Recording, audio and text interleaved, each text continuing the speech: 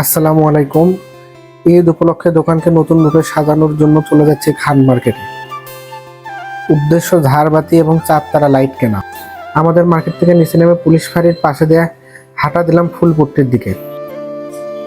রাস্তার পাশে সুন্দর সুন্দর ফুলের গাছ এবং হাতের ডান পাশে লুঙ্গি দেখতে দেখতে চলে আসলাম ডাক বিভাগের পিছনের রাস্তায়, যেখানে শুরু হয়েছে নতুন করে পুরুষদের জন্য পর্দা করার ব্যবস্থা।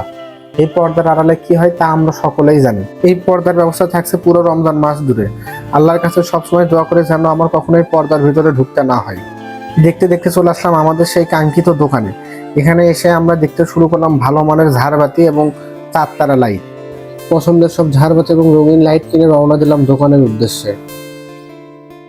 দোকানে পৌঁছে শুরু করে দিলাম দোকানকে নতুন করে সাজানোর কাজ। ছোট ছোট পরিবর্তনে কিন্তু বড় তফাৎ গড়ে দেয়। নিজের হাতে গুছিয়ে নেওয়ার আনন্দটাই আলাদা, আর দিন শেষে যখন সব পরিপাটি দেখাবে তখন প্রশান্তিটাই হবে অন্যরকম।